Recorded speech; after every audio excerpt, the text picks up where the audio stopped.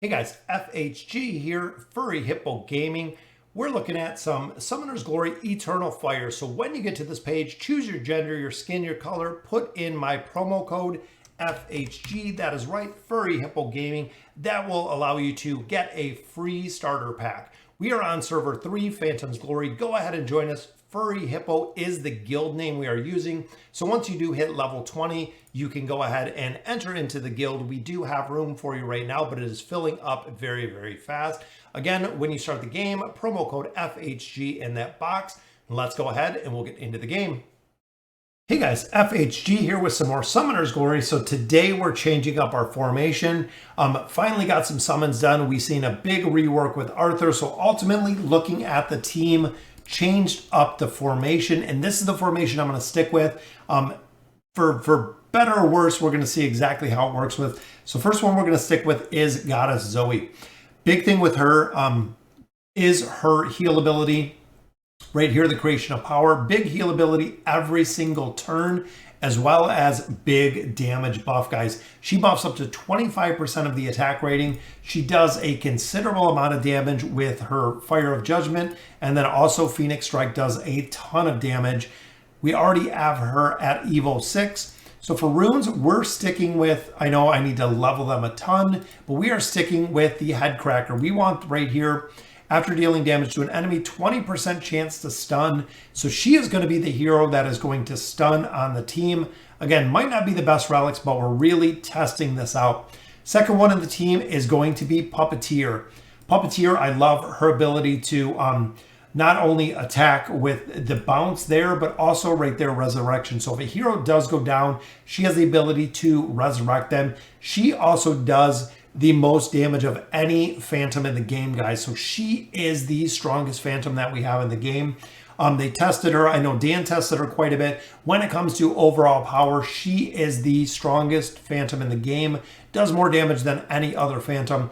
Here, we just put the stun relics on her as well, or the stun runes on her as well. Again, we're probably going to have to swap some of those. We're going to have to level some of these runes up to essentially get her built.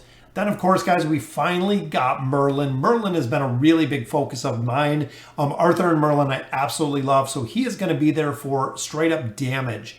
So we know Puppeteer can be in there, which, again, I might switch it where Puppeteer is going to be my primary damage, and we can also have Merlin in there as ultimately the kind of crowd control with that Headcracker Ruin.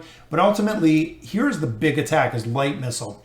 Attacks random enemies 12 times, dealing 100% magic damage, and each time they absorb the attack bar. So he is going to be not only a debuffer, but also doing a considerable amount of damage in there. Combine that with the rune when he does damage, you can chain stun teams, which is very powerful, as well as the user's magic attack is increased by 30%, guys. So he has the passive ability to increase the magic attack by a ton.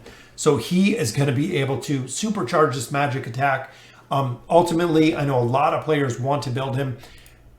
Building his runes, again, kind of questionable. I went straight up with more critical damage and then also with critical rate with speed. So we can go ahead and get his attacks off early. Again, I put him as the DPS. Might not be the primary way that we're going to run this team. And then ultimately, we have King Arthur.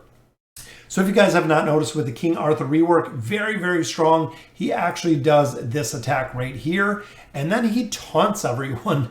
So it's very cool. He'll actually hit them a couple times, and then he does a big cleave in the screen and actually taunts everybody in a chance to taunt till you get them up to the level 4. Level 4 will give 100% chance to taunt.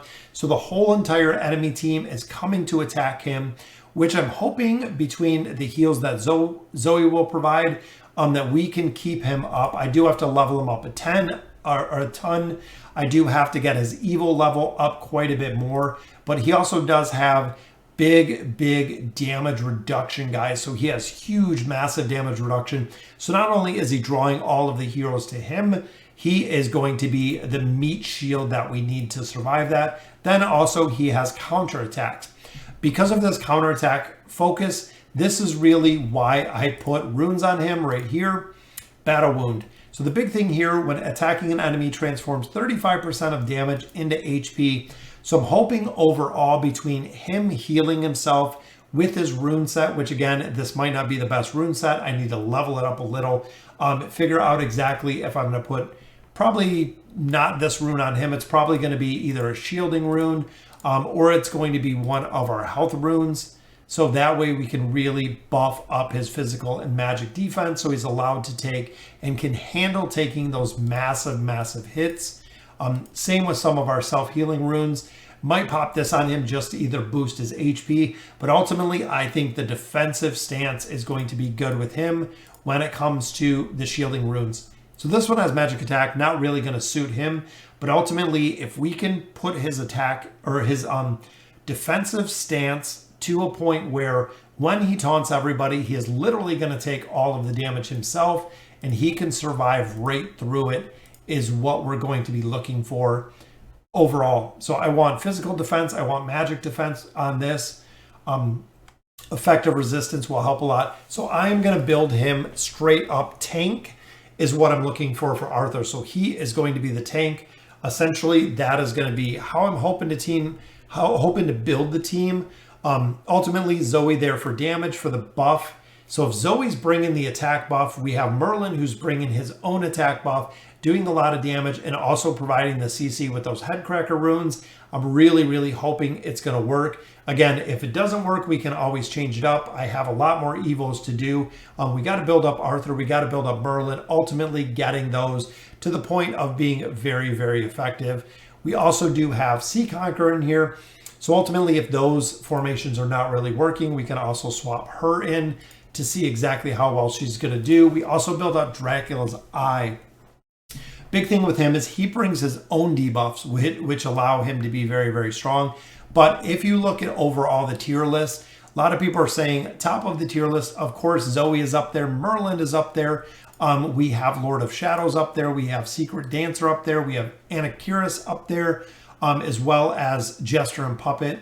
Puppet. Jester is not up there. But ultimately, when you look at the very top tier heroes, Arthur is still kind of questionable because he did just get the rework. So we're going to see exactly how well he works. Again, I am bringing him as a straight up meat shield. So he is going to take all of the damage from the entire enemy team with that taunt.